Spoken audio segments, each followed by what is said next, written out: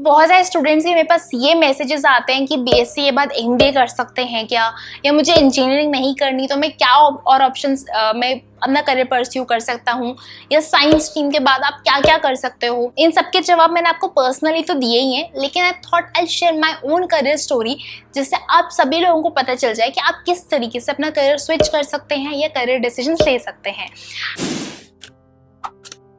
Hi guys, welcome to Siyavibes. My name is Siya और आज के वीडियो में मैं शेयर करने वाली हूँ अपनी करियर स्टोरी, ताकि आप लोग मेरी गलतियों से सीख सको, सेम गलती ना रिपीट करो, और साथ ही साथ जो चीजें मैंने जिस पॉइंट पे सही डिसीजंस लिए हैं उनसे भी आप इंस्पायर हो सको। तो जैसा मैंने अपने ट्रेलर में मेंशन किया था, 10th तक life was going fine in terms of academics. मैं बहुत ज्यादा पढ़ती भी नहीं थी, बस क्लास में बैठ के सुन लेती थी, एग्जाम में लिखाती थी, मार्क्स आ जाते थे ठीक ठाक। स्पोर्ट्स और एक्स्ट्रा करिकुलर में भी मैं पार्टिसिपेट कर लेती थी बिकॉज मुझे टाइम मिल जाता था। I share my 10th result है, आपको देखकर पता चलेगा मुझे 10th में बहुत ज्यादा इंटरेस्ट था मैथ्स और इंग्लिश में, बट समहाउ मैंने 11th में ली साइंस, क्योंकि मुझे सिर्फ एक ही करियर पता था जो है इंजीनियरिंग। मतलब मेरे कजन्स ने इंजीनियरिंग की तो मुझे भी इंजीनियरिंग ही करनी है, दैट्स ऑल आई न्यू।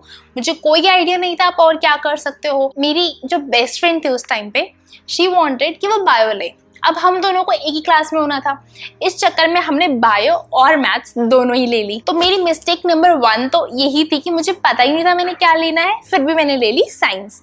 ना तो मुझे साइंस में इंटरेस्ट है और ना ही मुझे पता है कि मुझे साइंस से क्या करियर बनाना है।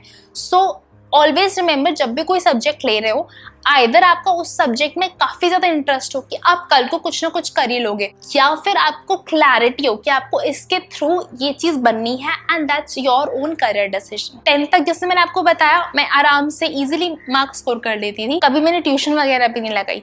अब मैं 11th में सोचा कि मैं अगेन कोई कोचिंग नहीं लूंगी, एंड उसके साथ साथ मैंने क्लास में भी ध्यान देना कम कर दिया, छुट्टी लेना ज्यादा कर दिया, just because I thought 10th में मेहनत कर ली, बोर्ड्स दे दिए, 12th में मेहनत करेंगे, बोर्ड्स देंगे, तो 11th में थोड़ा रिलैक्स करते हैं, which was very very big mistake.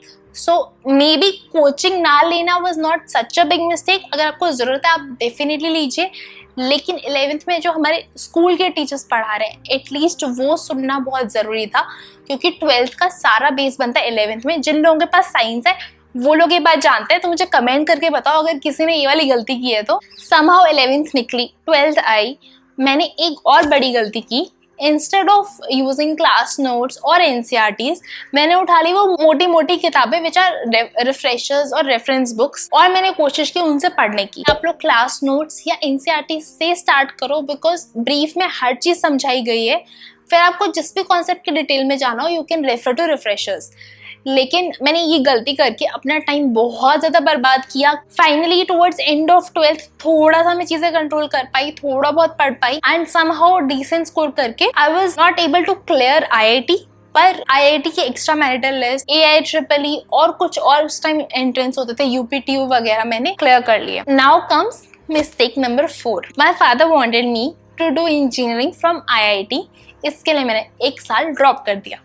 Now year drop करना इज नॉट अ मिस्टेक। अगर आप बहुत क्लियर हो कि आपको पढ़ाई करनी है, आपके अंदर पोटेंशियल है, आप कर सकते हो, तो आप डेफिनेटली 1 साल ड्रॉप करके अपना करियर बेटर कर सकते हो। लेकिन इन माई केस, क्योंकि मुझे पता ही नहीं था मैं इंजीनियरिंग क्यों कर रही हूँ, तो it was a big mistake. Still it did not turn out to be a mistake, क्योंकि ड्रॉप ईयर वो पहला टाइम था जब मैंने सोचा कि मुझे करना क्या है रियल में। मेरे को इतना रियलाइजेशन हो गया था, यार मुझे इंजीनियरिंग नहीं करनी, जस्ट बिकॉज सब लोग इंजीनियरिंग कर रहे हैं इसलिए मैं इंजीनियरिंग करूँ is not a right decision. तो मैंने सोचा I will go to DU and do BSc। अब ये मेरा एक ऐसा डिसीजन था जिसके अगेंस्ट काफी लोग थे, मेरे फैमिली मेंबर्स, रिलेटिव्स, कि BSc करके क्या करेगी, एंड इवन मुझे भी नहीं पता था मैं क्या करूंगी at that time, but I knew कि मेरे को बीटेक नहीं करनी। अब बीटेक ना करने से क्या फायदे हुए? Number 1, I took my own decision. So basically अब मुझे और रिस्पॉन्सिबल होना था और खुद स्मार्टली डिसाइड करना था कि मुझे करना क्या है। दूसरा फायदा था कि BSc 3 साल की होती है, बीटेक 4 साल की होती है, and I just wanted to save 1 year जो मैं ऑलरेडी वेस्ट कर चुकी थी। थर्ड फायदा ये था, बीटेक में इजीली 8 to 10 लाख की फीस लग जाती, BSc में इट वाज टेक्निकली 0। तो अगर मुझे कुछ भी और करना है, कुछ सर्टिफिकेशंस करना है, कुछ कोर्सेज करने हैं, आई वोंट बी रिलक्टेंट। चौथा फायदा, क्योंकि ड्यू में बहुत ज़्यादा हेक्टिक स्केड्यूल नहीं है, you get a lot of time, so I got time to think कि मुझे एक्चुअल में क्या करना है। जब सब कुछ पता किया, रिसर्च किया, तो मुझे रियलाइज हुआ मुझे कॉर्पोरेट जॉब करनी है जिसके बाद मैं अपना खुद का बिजनेस भी स्टार्ट कर सकूं। जो स्किल्स मुझे चाहिए वो मुझे मिल सकती है एक अच्छे बी स्कूल से। तो जैसे मुझे ये चीज रियलाइज हुई, मैंने उस चीज के लिए कोचिंग भी ली, तैयारी भी शुरू की और साथ के साथ मैं अपने स्किल डेवलपमेंट में काम करती रही। तो आई वुड नॉट रिकमेंड कि अगर आपको कोई आइडिया नहीं है तो आप जाके बीएससी ले लो और बाद में देखा जाएगा। नहीं, दैट वाज माय डिसीजन, वो मेरी लाइफ पे और मुझे पता है खुद के बारे में, उस हिसाब से मैंने लिया था।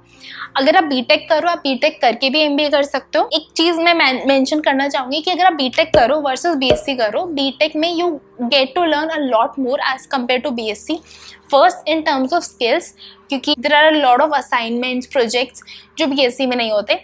सेकेंडली, करिकुलम थोड़ा ज्यादा हेक्टिक है, so that teaches you to be ready for the corporate work. तो in a way that helps you more in life also. लेकिन in my case, क्योंकि मैं खुद को already बहुत सारी चीज़ सिखा रही थी, खुद को प्रिपेयर कर रही थी, that did not really harm me. अब मैंने अपने ऊपर इतना ज़्यादा प्रेशर बना लिया था कि अगर मैंने MBA एक बार में नहीं किया तो क्या होगा, ठीक है। सो ये स्ट्रेस के चक्कर में बहुत सारे लोग बहुत सारी गलतियां करते हैं। अगर आप चाहते हो मैं इस चीज़ पे एक वीडियो बनाऊँ, I make a separate video on how I cope up with stress, या मैंने उस चीज़ को कैसे अपने दिमाग से निकाला, क्या प्रॉब्लम्स आ रही थी और कैसे सॉल्व की। लेकिन आफ्टर दैट फर्स्ट अटेम्प्ट में मेरे 95 परसेंटाइल आए। I know 95 percentile is not bad, पर उस टाइम ये था कि मैं किसी टॉप 15 बी स्कूल से ही करूँ and let me just give my best.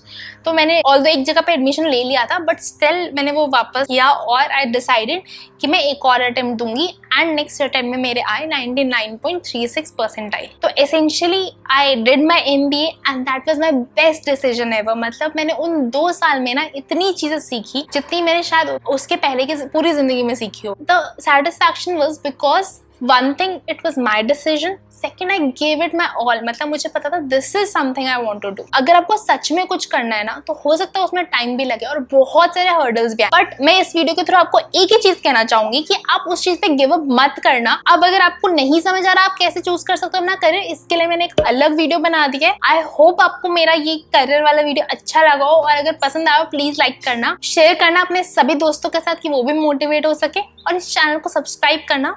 I put some more videos here, do check them out too.